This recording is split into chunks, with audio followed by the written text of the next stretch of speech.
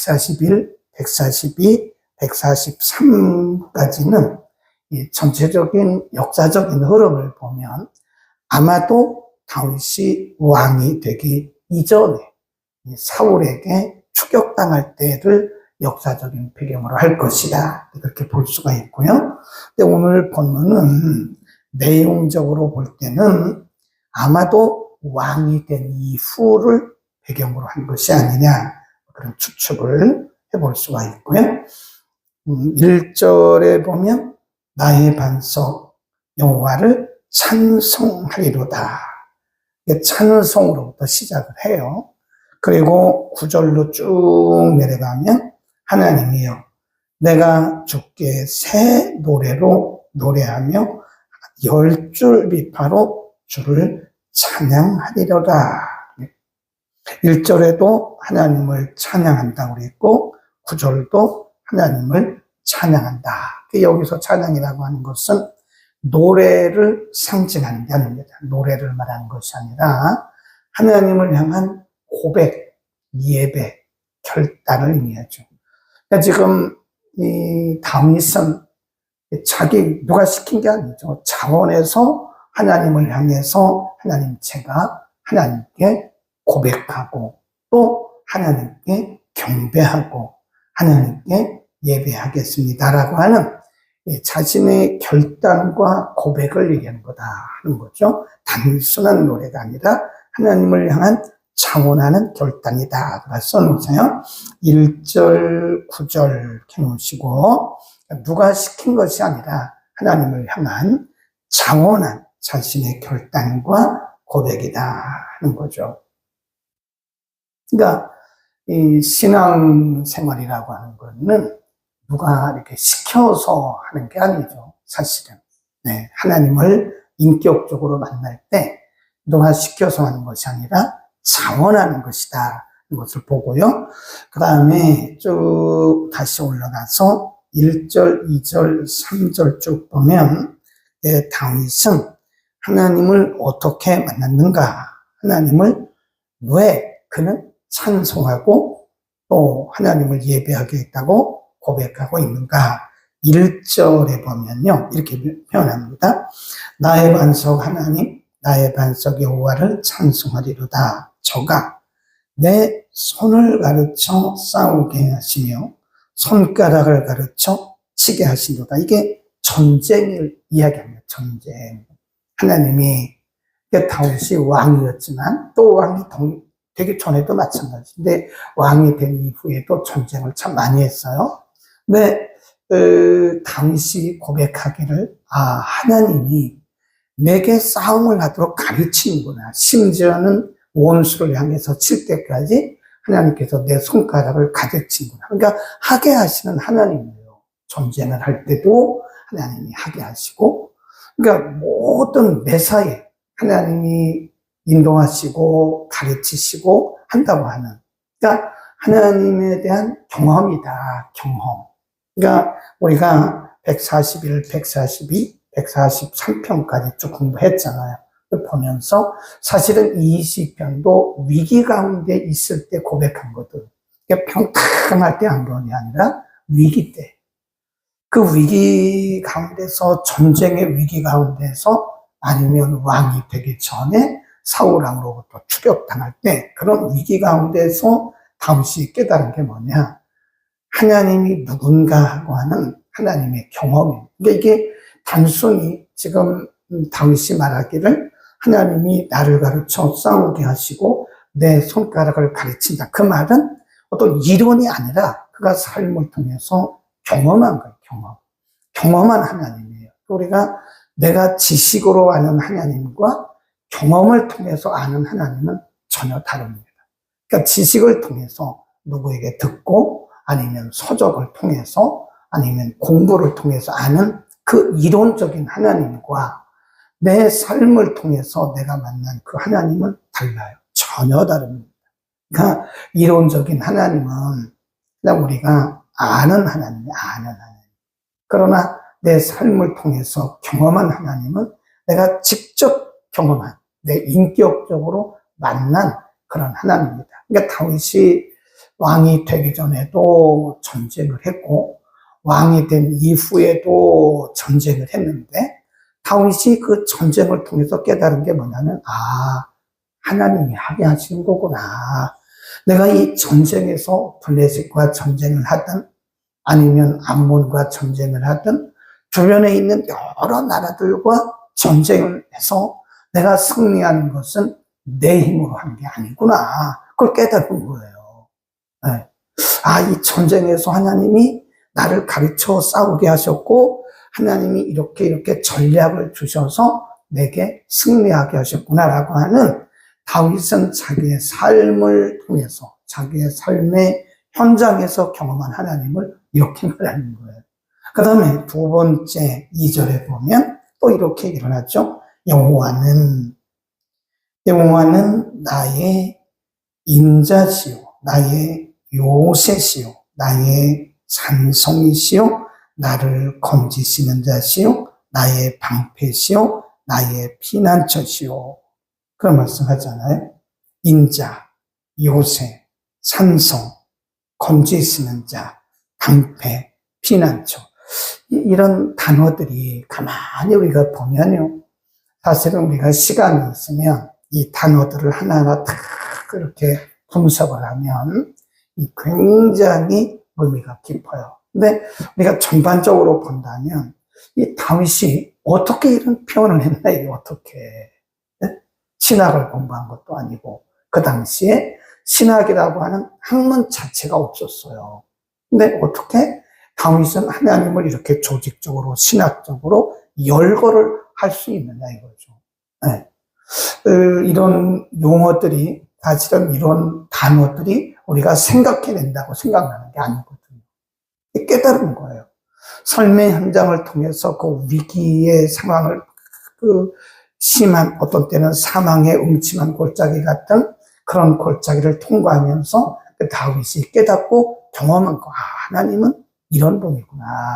그러니까 지금 우리가 이 세상을 쭉 살아가면서 평탄한 인생은 없다 그랬잖아요. 울퉁불퉁합니다. 우리가 이제 어려운 일을 당하면 나만 왜 이렇게 어려우냐. 어떤 분은 말하기를 내가 무슨 죄가 있어서 이러냐. 죄가 있어서 그런 거 아닙니다. 물론 죄가 있어서 그럴 수도 있는데 그런 내가 무슨 죄가 있어서 이러냐라고 하는 것은 욥의 친구들과 같은 인과응보적인 사상이에요. 그것은 성경적인 사상이 아닐 수도 있다는 거죠. 그러니까 다윗은 그런 많은 울퉁불퉁한 위기적 상황을 경험하면서 그 속에서 한 과정 속에서 이런 하나님을 만났고 이런 하나님을 발견했고 이런 하나님을 발견했고 그리고 나서 다윗이 고백한 것이 여호와는 나의 산성이시다. 나의 피난처시다. 이걸 누가 가르쳐 주냐고요. 그의 삶을 통해서 하나님이 역사하시는 그 하나님의 역사를 통해서 그가 만나고 경험한 것이다. 그러니까 우리가 오늘 삶의 현장에서 우리의 삶의 현장에서 경험하는 이런 일들이 내가 무슨 죄가 있어서 그런 것도 아니고 내가 무슨 믿음이 부족해서 그런 것도 아니고 물론 그럴 수도 있어요. 하나님이 우리를 징계하기 위해서 그럴 수도 있으나 좀 넓은 스펙트럼을 가지고 넓은 차원에서 보면 그게 아니다. 하나님이 우리를 훈련하시고 우리를 양육하시고 하나님을 가르치시는 그러니까 현장 교육을 현장 교육. 아이들이 현장 실습을 하잖아요. 그러니까 이 도시 아이들이 벼가 어떻게 생긴지 아십니까? 도시 아이들은 벼를 쌀나물이에요. 쌀나물. 벼를 본 적이 있어요. 밥을 먹어가면서 이 쌀이 어떻게 나오는지 몰라요. 그러니까 옛날에 보니까 아이들이 이 벼를 쌀나물이에요. 쌀나물. 그러니까 그 아이들이 이론적으로만 공부한 거 교과서를 가지고 요즘에는 선생님들이 아이들을요 현장 실습을 시켜. 현장 실습. 학교 안 와도 좋으니까 부모님하고 현장에 갔다 오라 해요. 현장에. 그래서 시골도 가고, 경복동도 가고, 여러 군데 다니면서 아이들이 실질적으로 보는 거죠. 그러니까 다윗이 현장에서 만난 하나님을 이렇게 표현하는 거예요. 현장에서. 하나님은 피난처시구나. 하나님은 요새시구나. 하나님은 산성이시구나.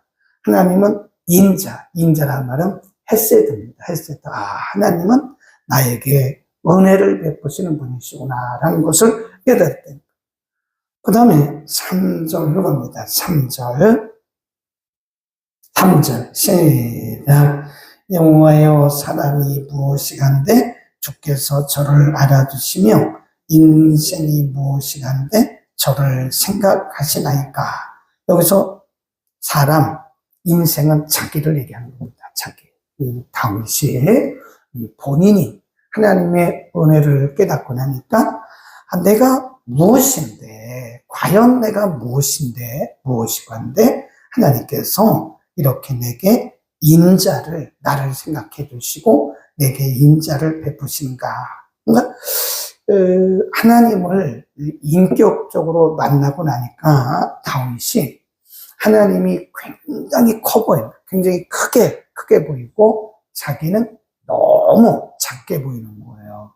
우리가 하나님을 인격적으로 만나면 하나님의 은혜가 얼마나 큰가를 경험하게 되죠. 알게 되죠. 그리고 내가 얼마나 부족한가를 알게 되는 거예요. 그러니까 우리가 내가 뭘 하면서 이게 내가 했다고 그러는 것을 보면 아직도 우리는 은혜를 좀 더 받아야죠. 우리 자신도 우리가 어떤 일을 하고 내가 큰 공로를 세운 것처럼 그렇게 생각이 되어진다면 하나님을 크게 안 보는 거죠.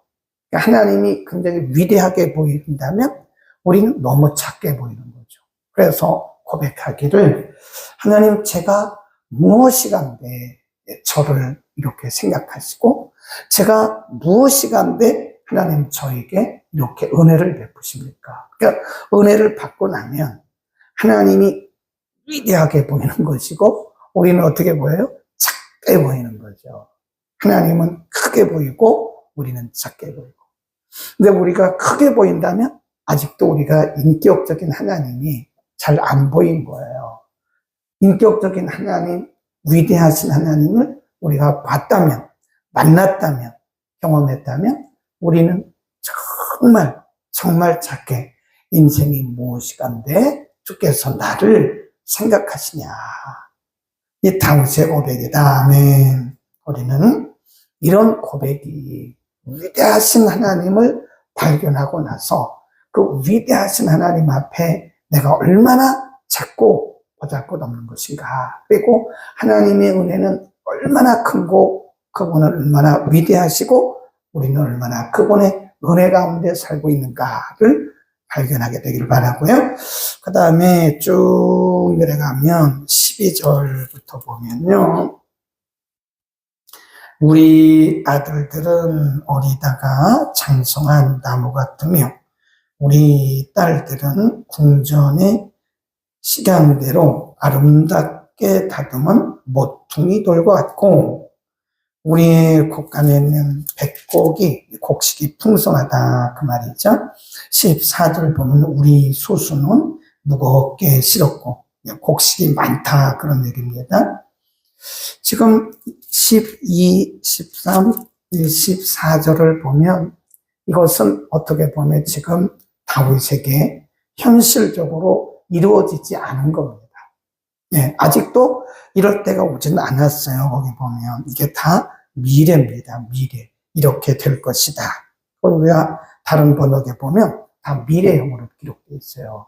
우리의 아들들은 이렇게 될 것이다. 우리의 딸들은 이렇게 될 것이다. 그리고 우리의 곡간에는 백곡이 많이 쌓이게 될 것이다. 그럼 이게 지금 현실적으로 다윗은 이런 모습을 본 게 아닙니다. 근데 미래로 온 거예요.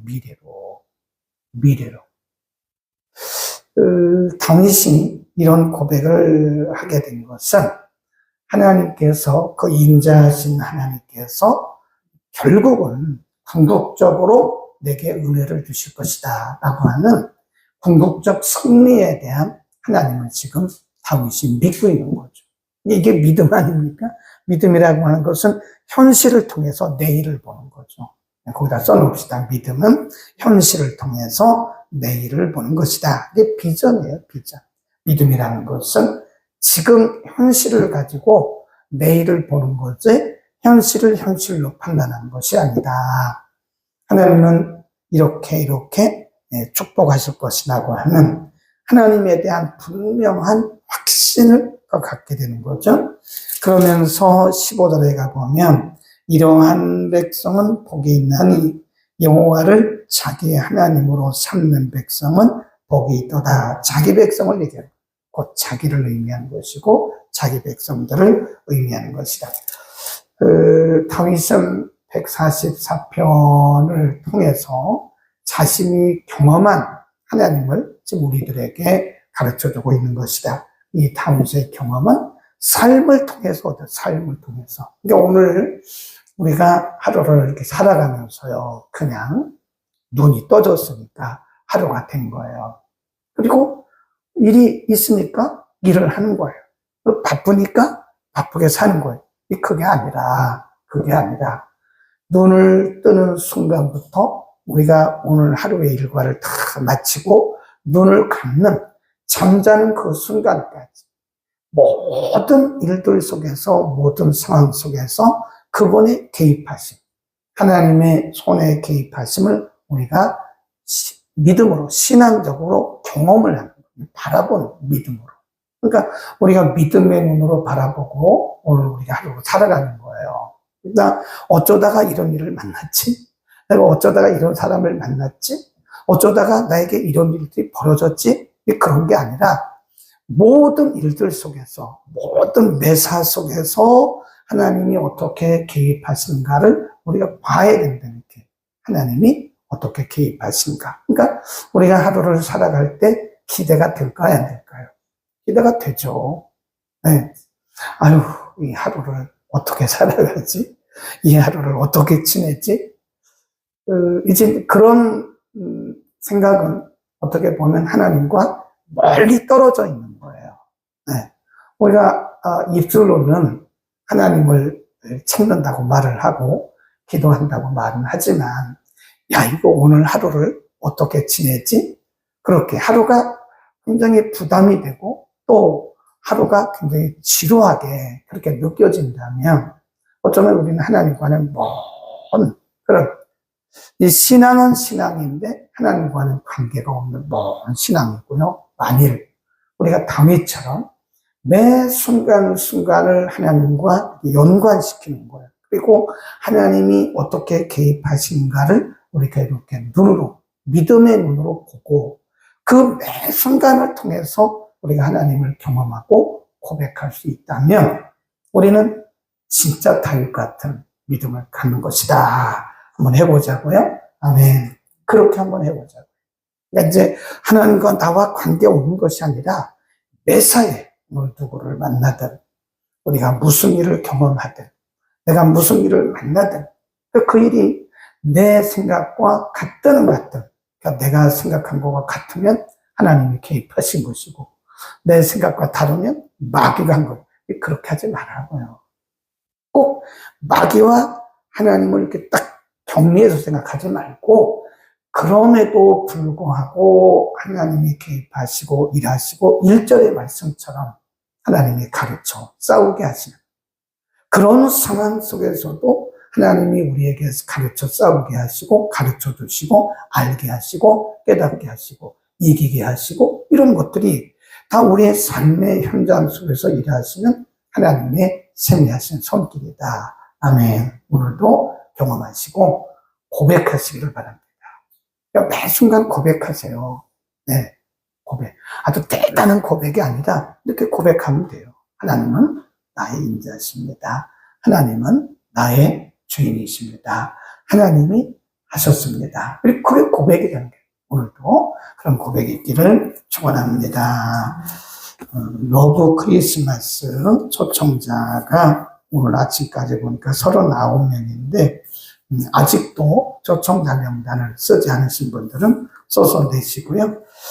제가 다 정리를 못했는데 정리가 되는 대로 내일 아침부터는 오늘 나눠드리겠습니다. 기도하고 마칩니다. 걸어가신 우리 아버지, 어제는 이일철 장로님을 통해서 하나님께서 어떻게 우리들을 통해서 영혼들을 구원해 가시고 하나님의 일을 해 나가시는지를 깨닫게 하시고 또 도전도 받게 하셨습니다. 오늘 아침에는 다윗을 통해서 그가 많은 위기와 고난과 환난 가운데서 경험한 하나님, 그가 삶 속에서 만났던 하나님에 대해서 가르쳐 주셨습니다. 이론적인 하나님이 아니라, 머리에 들어있는 하나님이 아니라 삶 속에서 살아계셔서 역사하신 하나님을 다윗이 경험했던 것처럼 우리도 우리의 매 순간마다 삶의 현장에서 하나님을 경험하고 만나고 인격적으로 고백하는 산 믿음을 갖도록 우리의 믿음의 눈을 열어 주옵소서. 우리의 인생 여정 가운데 우연은 하나도 없음을 믿습니다. 오늘도 우리가 만나는 모든 일들 속에서 하나님의 개입하심과 하나님의 간섭하심과 하나님의 일하심들을 보고 경험하고 또 우리의 입술을 통해서 고백하고 또 하나님을 향해서 예배하도록 결단하게 하옵소서.